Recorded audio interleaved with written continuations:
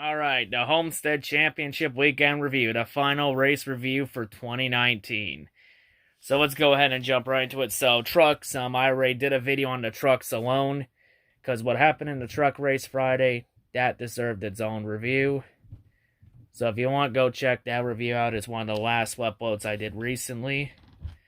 See how you got that review to look forward to. But yeah, let's move on with the rest of the weekend, because what happened in the truck race pretty much exposed this chase grid, this stupid-ass format for the fraud that it is, and gave everyone a reason to never take it serious. But yeah, with that out of the way, let's jump into the other races. So Xfinity, it was actually a pretty solid race, shows why Cup leeches should not be in the series. Like, it was actually a really good race. Like, the Championship 4 battle throughout the night, the top three favorites, of course, Christopher Bell dominated most of the race. Reddick and Cole Custer stayed close to him, too. Justin Allgaier, he was like a non-factor all night. Until late in the race, the drama ensued, where Justin Allgaier got damaged from hitting the wall and had to pit, plus a flat tire. Cole Custer also hit the wall late, and that took him out. And then Christopher Bell, he also had problems, too, that took him out of it, too, which led Tyler Reddick to be the last man standing. And Tyler Reddick comes through to not only win at Homestead, he also wins his second straight champion Xfinity title and goes back-to-back. I mean, congrats to Tyler Reddick. He actually drove a really good season, because he was the regular season champion, has been very consistent all year. Like, he was a lot better than he was last year in the 9 car. And he wins back-to-back titles with 2 different teams. Because last year, Reddick won it with Junior Motorsports. This year, he wins it with Richard Childress Racing. I mean, this proves that his title last year was no fluke, and that he is legit. Now, can he transfer that Cup Series, that success of the Cup Series in the 8 car? Because remember, the last Xfinity driver to win back-to-back Xfinity titles before going up the Cup? Ricky Stenhouse Jr.? How did his Cup career turn out? There's no such thing as a guaranteed thing. And Christopher Bell also goes up the Cup this year. Disappointing he couldn't get the title, especially after an 8-win season, just fell short. Cole Custer also had a solid season too. But yeah, I mean, 3 Xfinity drivers winning 6 races or more, man, that's insane. Like this just shows that Cup drivers should not be in the series. Because now, with this kind of success you had from 3 drivers alone, you can truly have the Xfinity saying be, names are made here. Now that there is names being made in the series. Not Cup leeches coming in and burying them when they have no business in the series. Now, if only Cole Custer could get a Cup right, Suarez is getting replaced? Sweet fucking Jesus, there is a God. Fuck me sideways. So Tony Stewart has done it. He has recognized that he cannot keep Cole Custer in Xfinity forever. And he is finally doing the right thing and bring Custer to Cup, having him replace Suarez in the 41 car. So now the big 3 in Xfinity are all coming up the Cup. Hooray, good. Good, that's the way it should be. All 3 proved they were ready for the Cup Series. So, yeah. But really, to only give Suarez 1 year? I know he was completely unprepared for the Cup Series when he came up, because he was rushed in last minute to replace a shocking retiring Carl Edwards. But they only give Suarez 1 year in a 41. When somebody's gone that quickly, someone fucked up. But yeah. So next year's going to be a really interesting Rookie of the Year points battle between Christopher Bell, Cole Custer, and Tyler Reddick. Who will win? We'll have to tune into 2020 and find out. But yeah, I mean, next year there's a really good chance we could see a rookie win a race. And there's a good chance we could see a rookie make the chase. Or 2. Or hell, maybe all 3 make the chase. But let's not raise the expectations too high. Anyway, that is the Xfinity, so Tyler Reddick wins back-to-back Xfinity titles. The first back-to-back Xfinity champion since Ricky Stenhouse. Anyway, let's move on. So there was also an F1 race, a meaningless F1 race in Brazil. That was actually pretty good. Man, how is it that when there's nothing at stake and these races mean nothing, that now they're all of a sudden good? I mean, there was a lot of drama in this race, a lot of chaos. I mean, it was actually a lot of action-packed, especially at the end. That ending was insane. I mean, you had Vettel and Leclerc run into each other when they were both racing each other aggressively, both Ferrari teammates, and both of them taking each other out from tire punctures. Like, honestly, they should have not been racing each other that aggressively. Like, I understand every man for himself in hard racing, but fuck me, where do you draw the line in that? Like, damn.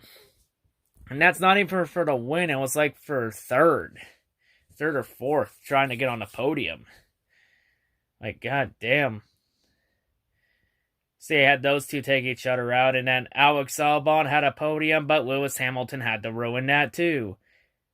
By pretty much dumping him when Hamilton went for a gap that quickly closed, but couldn't back out in time. Don't worry, the racing gods make sure to punish Lewis Hamilton for his act of treason, in the form of a 5-second penalty. Which meant Hamilton was knocked off the podium and moved to 7th. Meanwhile, Max Verstappen won another race for Red Bull. Pierre Gasly actually finally gets a podium finish. Holy shit, his useless ass actually fucking did something. Maybe Pierre Gasly can get his spot at Red Bull back. And Carlos Sainz got a podium for McLaren. Holy shit, McLaren got a podium for the first time in almost 5.5 years. God damn. What is this world coming to? Maybe there is hope for F1 in 2021. Maybe McLaren can win a race within the next couple years. That would be really nice.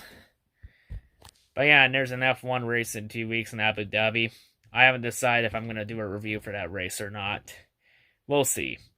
But now let's get to the main event. The Cup Final Four. 4 drivers. Kyle Busch, Martin Truex, Kevin Harvick, and Denny Hamlin. 1 race, 267 laps, 400 miles to decide a champion. So throughout this race in the early going, the race was mainly dominated by Martin Truex. Hell, the Final Four completely dominated this race. They were like the only leaders of this race. Like, the Final Four in this race combined to lead 266 of the 267 laps. Only 1 lap was led by a non-Final Four driver. And once again, this was a Homestead race that Kyle Larson stuck to a script and pissed it away. In the form of a blown engine late. Honestly, I had Larson throwing the race away at lap 219. Larson's engine blew up at lap 213. Damn, I was close.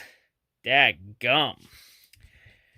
But the first half of this race was pretty good. The second half of this race was when it fell apart. This was typical NASCAR. Hyped everyone up by thinking this championship race is going to be good, with a good first half and some solid racing. And in the second half of the race, bam, they dick punch you right back to reality. Yep, this has been NASCAR in 2019. They hype you up, they build you up, hype you up, try and draw you in, making them think it's going to be good, and then bam, dick punch to reality. Mainly once Kyle Busch took the lead, everybody gave up. And then we get to the collapse of the championship 4. Let's start the collapse. So Martin Truex Jr. comes on pit road. They then miss a lug nut and he has to come back in and get the new tires on. I think it was either a missed lug nut or wrong tires were on the car. Either or put Truex in a hole he couldn't dig out of.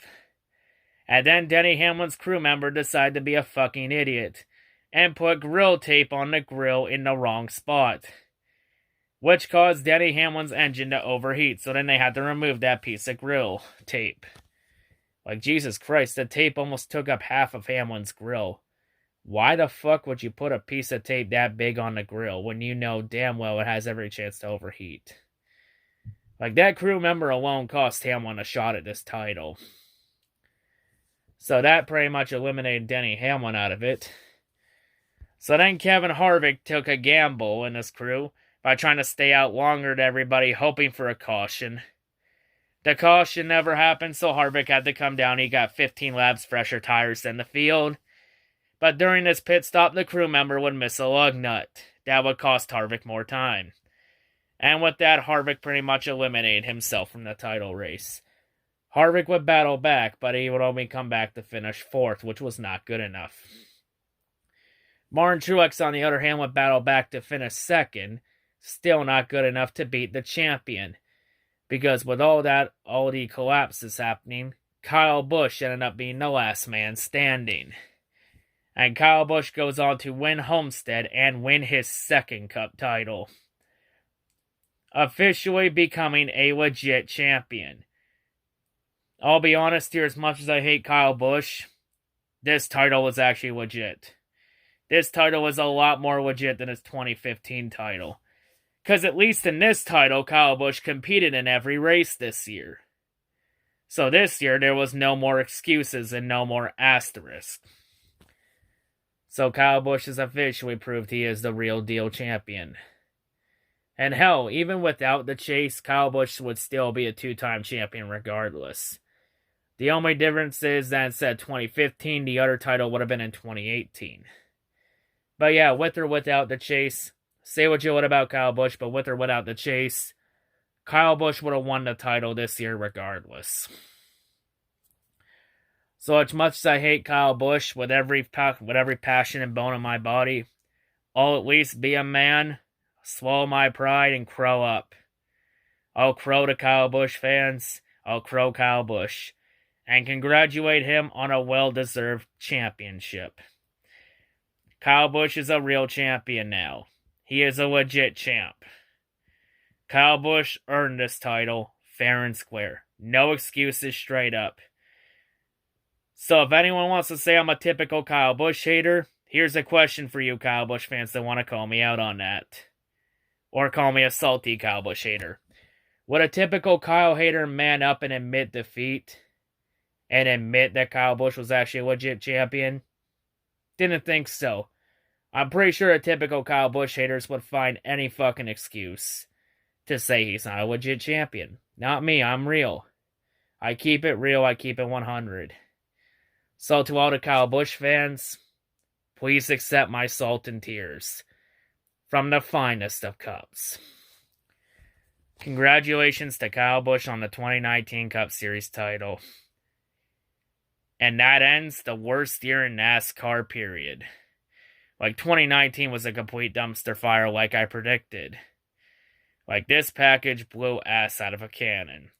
Like, there are a lot of ups and downs in this season. Like, a lot of races were good, but a number of them were fucking terrible. Especially this Homestead race. Like, the first half was okay, but the second half ended up being one giant floating turd in a toilet bowl. Like, goddamn, I almost fell asleep at the end. I was even watching Kamikaze Games live stream and he fell asleep at the end. Like, not even any rage to Kyle Busch's title win. I honestly don't blame him. I almost fell asleep too. But yeah, no excuses. Kyle Busch earned this title.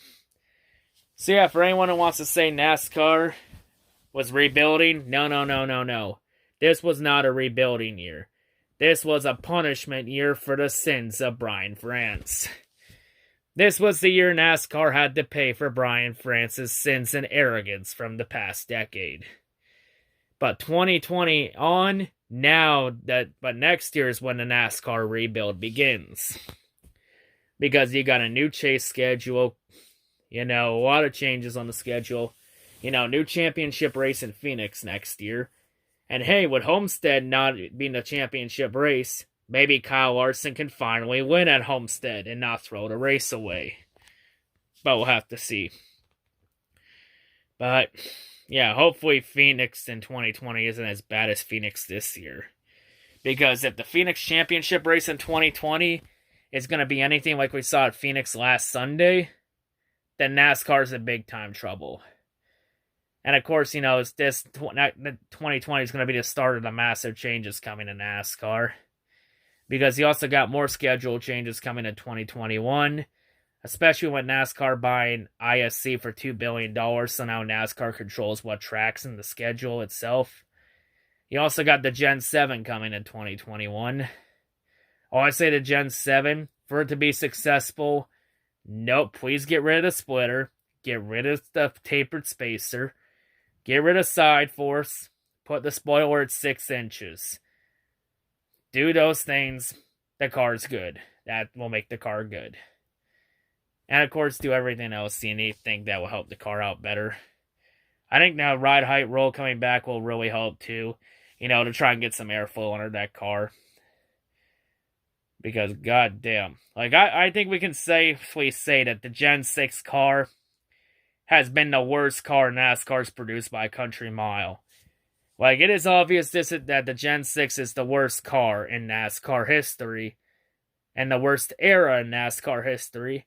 Especially when you change the goddamn rules package almost every single year.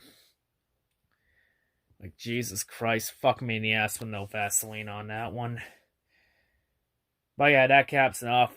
Of course, in the coming days, I'll have my NASCAR prediction videos results coming up.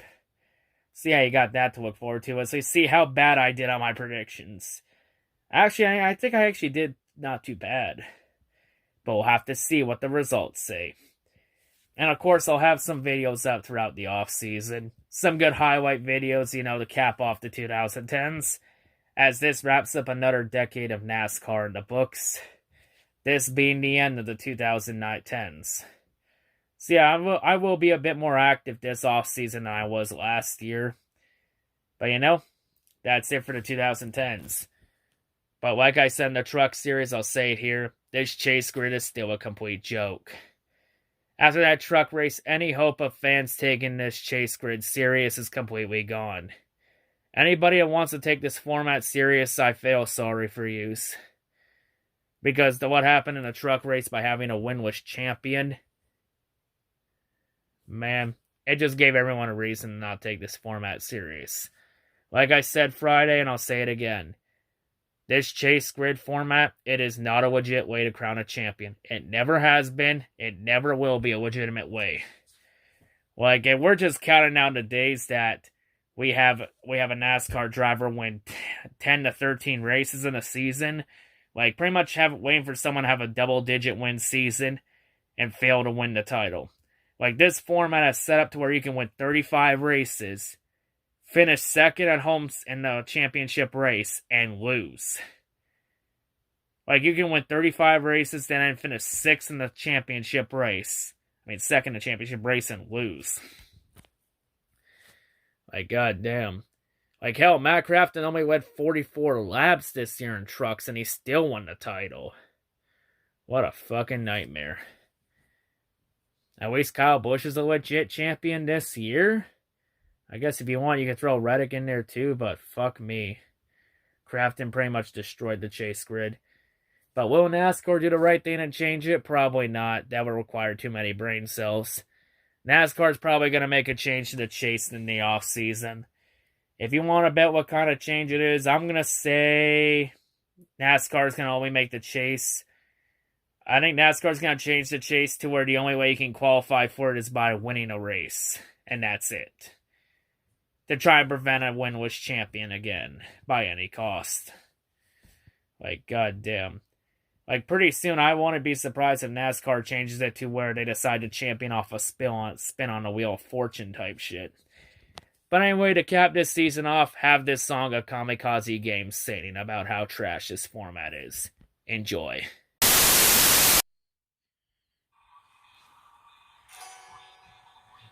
Why does the Truck Series have a chain? Truck Series doesn't need a chain. Why does the Truck Series have a chain? Truck Series doesn't need a chain.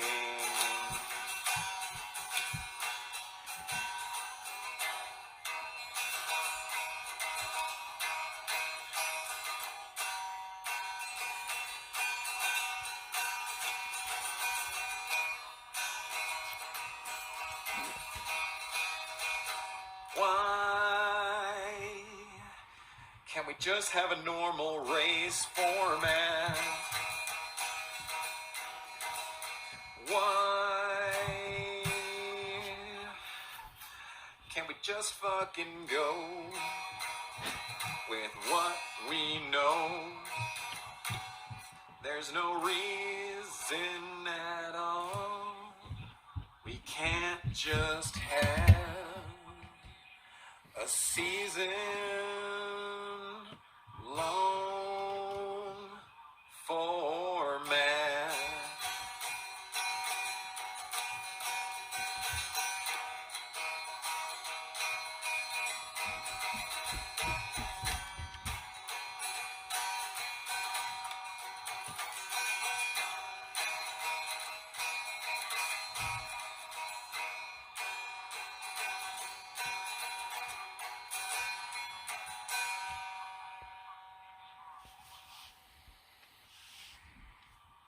Why? Oh, why?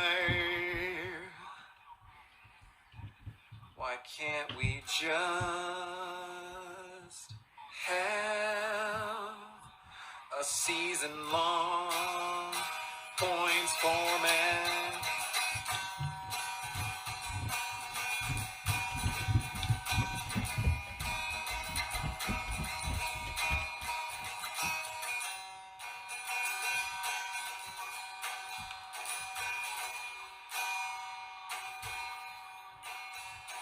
NASCAR is such a joke. NASCAR is such a joke. How can anybody take this seriously? This is such an utter fucking joke.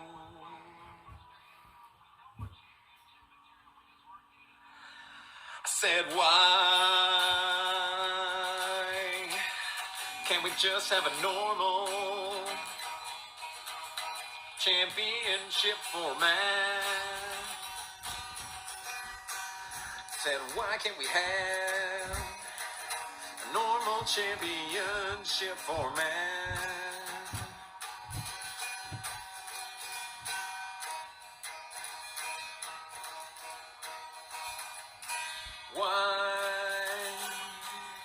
Why can't we just have a normal championship format? Why can't we just